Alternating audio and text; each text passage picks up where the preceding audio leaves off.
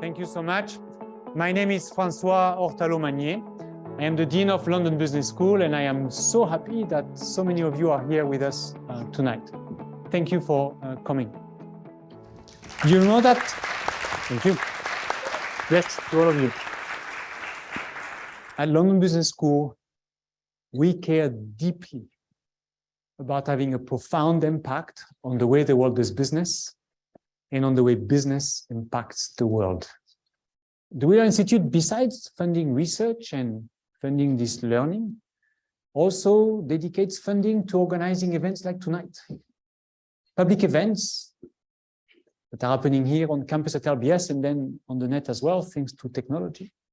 Public events to help us think about big issues that are happening in the world around us that are relevant to our community. And so tonight, that's what we are going to enjoy together. I'm glad that we're going to be joined here on stage by one of our own professor of economics and academic director of the Wheeler Institute, Professor Elias Papaioannou.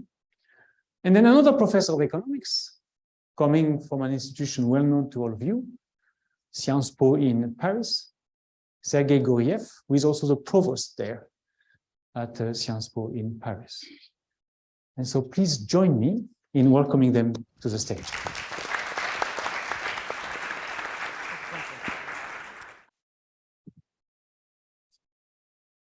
So thank you all for coming. It's a great pleasure to welcome you all at this Wheeler Institute for Business and Development event. Sergei, who currently is the provost of Sciences Po, is one of the world's most prolific and most impactful political economists. And I would say that the unique feature of Sergei's work is that he combines academic rigor, having done important applied empirical work, conceptualizing those empirical regularities with good theory, and at the same time, having done policy work in his native country, Russia, for some time, through the European Bank of Reconstruction and Development. So it's one of those, I would say, quite uncommon among academic economists who have taken this extra mile and try to have a profound impact in his country, the Eastern Europe, I would say, more generally. What I particularly like about Sergei, who I'm very proud to coin as a friend, is that his book that he will discuss today, Spin Dictators, is actually based on academic research, and he has been among the very first to notice, as he will discuss in more detail, that contemporary authoritarian regimes are quite different than the old-style authoritarian regimes. He was among the first to notice this observation, and he blends, as I said before, his insights from Russia with other parallelisms that happen across the world. I would like indeed to talk to you about the book we wrote together with Daniel Triesman. At this point, I saw some book presentations. Authors usually say that this is the best book on politics in 2022 by Financial Times, by Atlantic, Foreign Affairs, New Yorker, and so on, which is true. But I didn't put that on the slide. This book is about the changing face of tyranny in the 21st century. And to show you how the face has changed, I show you the appearance of the old-style dictators. But if you actually look at majority of dictators in the 20th century, they all try to project the image of force, of brutality, of oppression, of fear. And this is not how non-democratic leaders look today.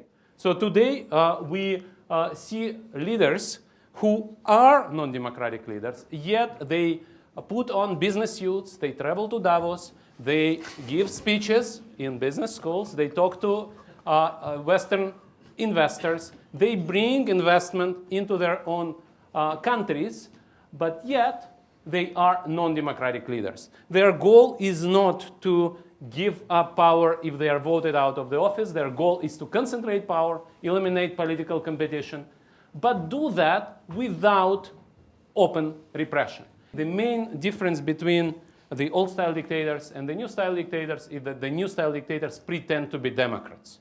And some of them do that very successfully. Now, one important thing is because these guys manage to control media, manage to manipulate information, if you actually look at the polls, sometimes you see that these guys are truly popular.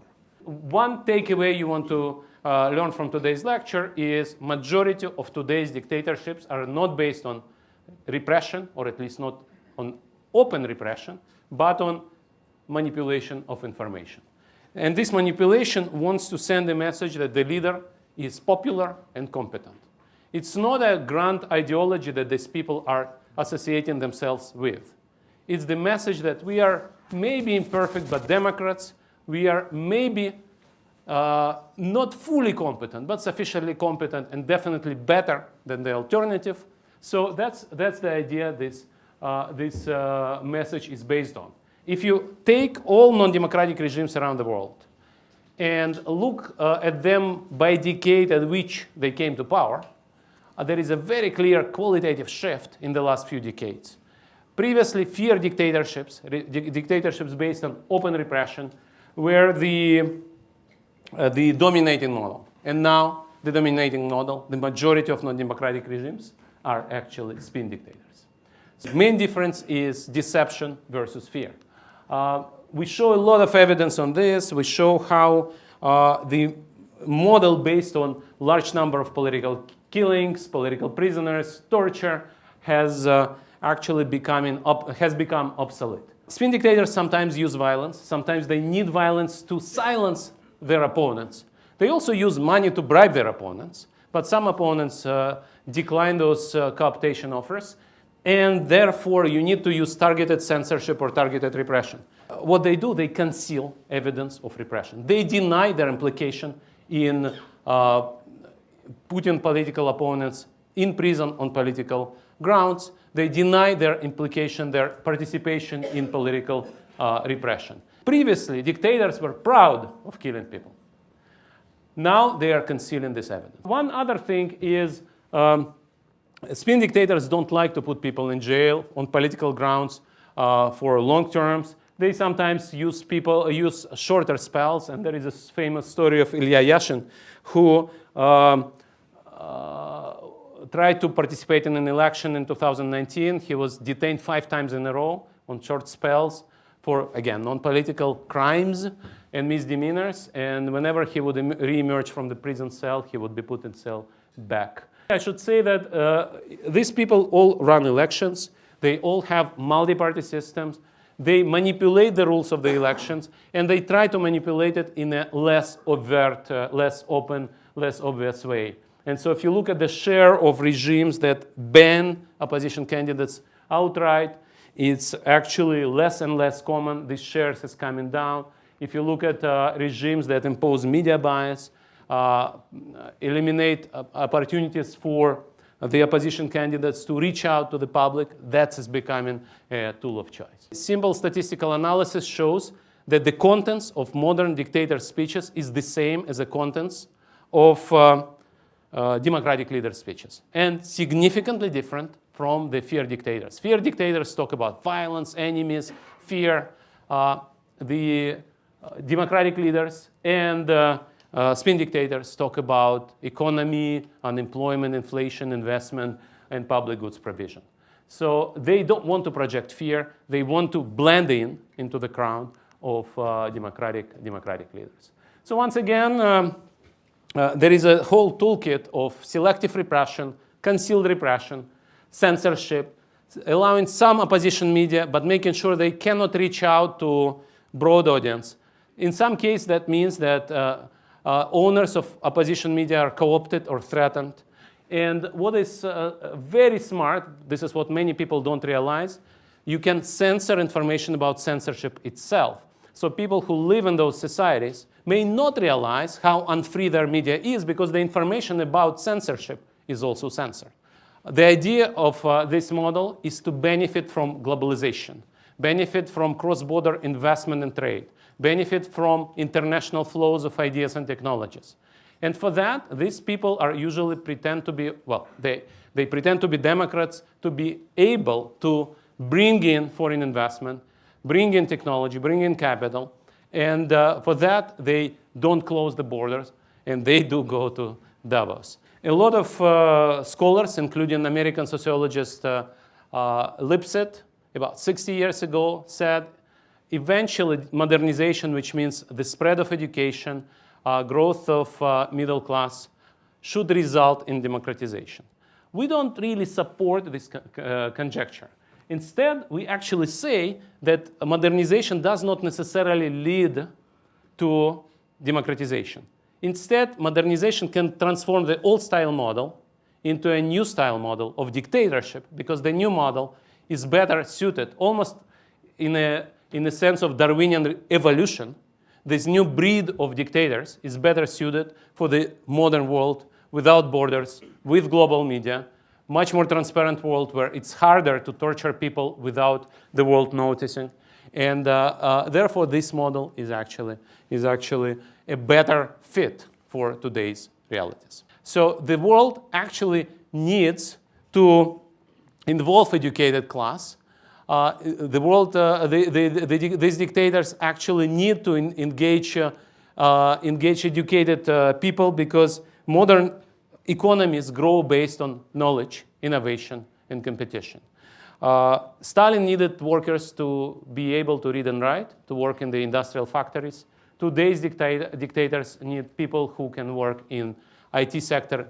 They need a creative class. The problem with that is when you have too many people with tertiary education, with critical thinking, they start challenging your model. They start understanding what's going on. On this, we do have data. We show that even in those regimes, educated people are much better in understanding what's going on. And there is a divide between educated and non-educated people. And then the question is, how can you silence the educated people through co-opting them or selectively censoring them? And the more of them there are, the better for your economy and therefore popularity. But it's also becoming dangerous for your politics. Now, one of the things I would mention is eventually spin dictatorship faces this wall, faces this challenge. And some of the spin dictators, to keep their power, revert to the old model. So this is still a great challenge, because we believe that eventually, in today's world, economy based on closed borders and repression cannot prosper. And that means that eventually too many people will ask questions why we don't have our incomes rising. And eventually these economies will not be able to provide answers to these people. But as a temporary fix, we see that many of these regimes go back. Now, what should we do about this? Now, we say that we should not allow these people to close borders. We should engage with the educated class. We should engage with supporters of freedom, with the civil society in those countries, because the more people like that are in those countries, the more difficult for spin dictators to sustain their models. And on the other hand, we should remember that these regimes also want to undermine the West. And this is not a bug, but a feature of those regimes. These regimes are by definition hypocritical. They want to pretend to be democratic, but they're not. So these regimes usually are run on multiple sets of rules, and corruption is a norm rather than an exception in those regimes. And another norm is use of corrupt money to infiltrate the West, to undermine Western democratic institutions. And the West should be aware of that, and the West should stand up to those attempts. Basically, the main message of this research is that dictatorships have transformed themselves. Majority of non-democratic regimes today are based on deception, on manipulation of information, not on brutal force. That is based on the model which looks like a democratic model, but it's not. But eventually, we send the optimistic message that these regimes are facing the challenge. They need a critical mass of higher educated people, of innovative people, but these people also challenge the model. And eventually, this regime find themselves cornered, that they don't have enough resources to allow these people to grow in size and importance within the society. On the other hand, they need these people to grow the economy and therefore remain popular. And in that sense, that is a message of optimism. But the main message I would like to say, if you are scared of dictators, remember that first, this model of dictatorships is less violent. And second, these people want to pretend to be Democrats because they know that democracy is more popular than open repression. And in that sense, that per se is a message of hope, that we think that if our enemies pretend to be like us, that means our model is better and they themselves know it. So let me stop here. Thank you.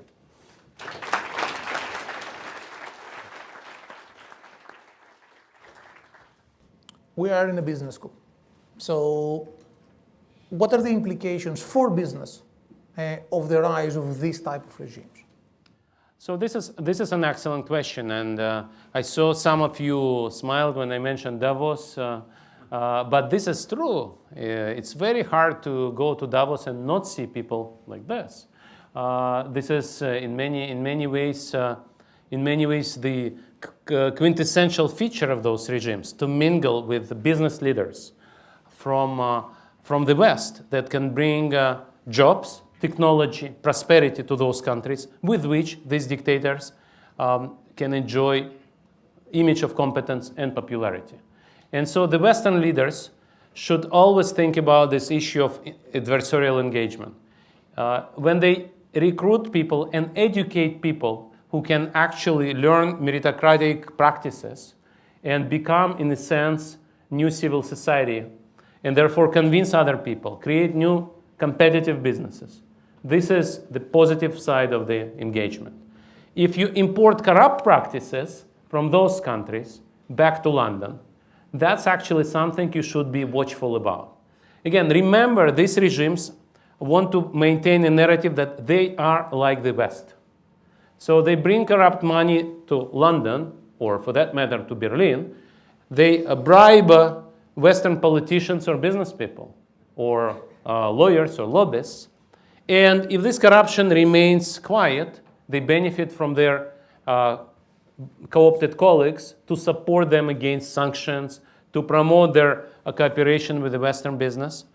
But if corruption comes out, they're also happy because they go back to their citizens and say, look, the West is also corrupt. And so I think it's very important to take the high road, and it's very important to remember their job is to undermine Western political democratic institutions. They benefit from every failure of the West, and they contribute to those failures. And so Western businesses should remember that reputation and success of business in the long run is based on taking the high road. And that's the best recipe for standing up to these regimes. It's not criminal to work in the right way in the wrong places. It's criminal to work in the wrong way wherever you are, including in London. My name is Anna. I'm from the Blavatnik School of Government, Oxford. So my question is, so for example, based on Russia, what was the primary reasons of the dictatorship? So what actually happened or didn't happen with civil society that led to the dictatorship? Thank you.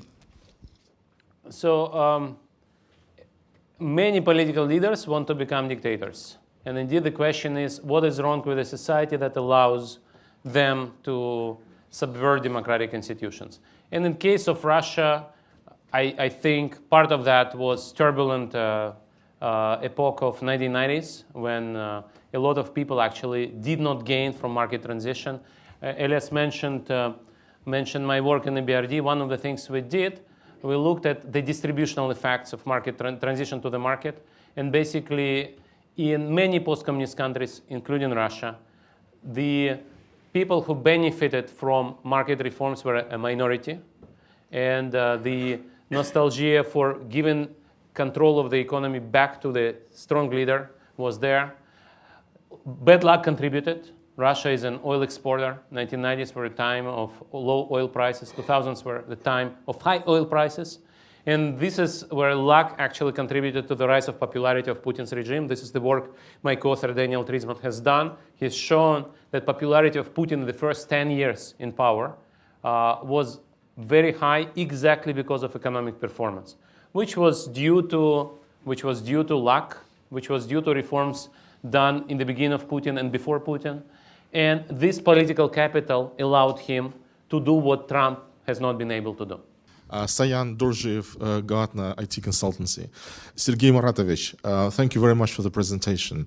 What do you think is the place of democracy in the continuum of progress is? is dictatorship something inferior to democracy? Is it something we're going to? Or are there just nations that are better ruled by dictators? Now, in recent 20 years, 15 years, starting with Elias's own work, economists and political scientists have shown that transition to democracy improves economic welfare. This is a causal argument. Generally, democratic decision-making system is more agile, more open to criticism, and therefore better predisposed for improving itself, less vulnerable to grand mistakes. If you think that certain nations are predisposed to be non-democracies, I would call it a racist argument. And that's exactly what I think. Whenever an American colleague says, well, this country has never had democracy. Well, a lot of countries have not been democracies before they became democracies. This country was not a democracy 1,000 years ago, right? And if you use strict definition, 200 years ago. And so in that sense, this is progress that we observe. Democratizations don't happen in a linear way. There are backlashes. There are waves. We've had 3 waves of democratizations. We will probably have the 4th one. But whenever you think about those issues, remember that there was a South and North Korea, which had the same genetic and cultural heritage, and then they parted ways. And you know the difference in level of income now is several tens of times, probably 100 times. And in that sense, that tells you that it's not the genes, it's not the culture. Culture can change. And in that sense, we shouldn't despair that certain nations will never be democracies. Why don't you take 2 minutes to give us an overview of the Russian economy, either when we had the invasion in Crimea, the annexation of Crimea, or in 2019. Sergei, when he comes to the emerging markets, which is a much more academic kind of talk, you have this, I still remember vividly this slide that at some point, going to your point, that Russia privatizes. So you show like the significant decline of state ownership. And then over time, you have like all these big firms that are in principle private, but not exactly. So why don't you give us a bit an overview of how the Russian economy was either in 2014 or 19, and then, you know, talking about sanctions, what do you think has been the impact so far of the sanctions? In a very short summary, Russian economy was stagnating already for about 10 years. So basically, the growth model that Putin had in his first 10 years in power has exhausted itself. Corruption, centralization of power, non-democratic practices destroyed growth. And GDP growth came down from 7% a year in the first 10 years of Putin's regime to 1% a year in 2013. That is evidence to the need for a new model. So Putin decided not to reform, but instead to play the imperial card, and he did it quite successfully. But over time, the excitement about annexation of Crimea was coming down, and Putin needed a new card to play. And his calculation, a tragically mistaken calculation, was he can replay 2014, get a popularity boost if he does another war against Ukraine, captures Kyiv in a few days, replaces government in Kyiv, annexes east of Ukraine.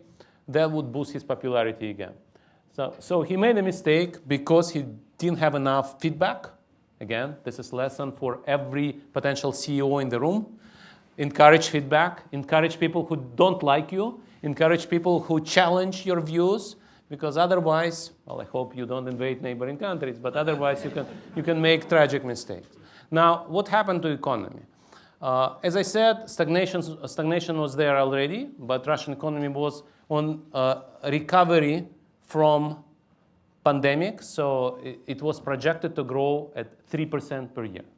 Now, if you think about the oil prices in 2022, oil prices were much higher than expected, and with this oil price, Putin's economy should have grown not 3%, but more like 5% per year. Instead, we observed the decline of 3% per year. Now, that is a big gap between +3 and -3, or +5 and -3. This is much smaller decline than projected in March or April by Putin's government as well. So in March, people said Russian GDP will go down by 10%. Some people even said 15%. That didn't happen. There are several explanations for this. First, great uncertainty in March. Why? Because the West introduced sanctions that have never been tested before. Russia had third or fourth international reserves in the world. Central Bank of Russia was sanctioned. Never before that was done, and never before it was done so quickly. And Russian Central Bank didn't expect that. And so panic followed, and a lot of people thought Russian economy is finished. That didn't happen. And so these unrealistic expectations were just too optimistic. Now, on the other hand, minus 3% is substantial. Also, this decline will continue next year. Russian economy continues to be in recession. And also, when you look at GDP, you shouldn't forget that during the war, GDP may be misleading. If you know your macroeconomics, you know that GDP of government consumption is evaluated in terms of dollars of government spending. If I buy $1 billion worth of munitions, this is $1 billion addition to GDP. And so in that sense, we shouldn't be surprised that when Russian military plants are working 24 times 7 right now, the GDP didn't fall as much as it could. If you look at other measures like decline in imports, decline in various non-oil taxes, decline in retail trade, we are talking about 10% decline year on year. And that is much more significant, of course. And in that sense, probably Russian economy was hit, but as people in London usually tell me, well, economists say that Brexit also undermined our economy by 5 to 8%, right? So, and we still are okay. Sometimes people say we are not okay. But in general, the problem in Russia is that Russia is now facing real sanctions, that sanctions against Russian oil and gas just started, and they had a major impact on Russian budget. So just to give you a number, this is an unprecedented number. Probably Putin will do something about this. But in December alone, after oil embargo and oil price cap were finally introduced, Russian budget deficit was 4 trillion rubles, which is 2.5% of annual GDP. So the deficit in 1 month is 2.5% of annual GDP. Russia is selling oil at $25 to $30 per barrel discount to global oil price. Why? Because the West finally introduced full embargo in the West and oil price cap for the rest of the world. So sanctions limit Putin's ability to finance this war, and this is the most important impact. Will the sanctions stop the war? That depends on how you define the end of the war. And I think whatever we say, every additional $100 billion we give to Putin is additional $100 billion that Putin can spend on killing Ukrainians. And if we can limit the amount of money Putin has, we save lives. And this is very unfortunate that real sanctions only started in December. Remember, Putin's currency reserves were frozen on the 3rd day of the war. Officially, government of Russia says we got $300 billion frozen. The trade surplus in 2022 of Russia was $250 billion. This is unprecedented. Putin got this money back by selling oil to Western countries during 2022 because real sanctions only started in December. And gas sanctions have never been introduced. A lot of people say gas is very expensive. This is because of sanctions. No, the West has never sanctioned Russian gas. Putin himself stopped exporting sanctions to the West in summer. Thank you. So we have run out of time. On behalf of the Wheeler Institute, let me thank you all for coming. Also those who joined online. It was fantastic to, as Francois mentioned, to see you all here, such packed, and I know we have more people outside. Sergei, thanks a lot for taking the time and being with us. We will bug you again to come. So thank you all for being here. Thank you.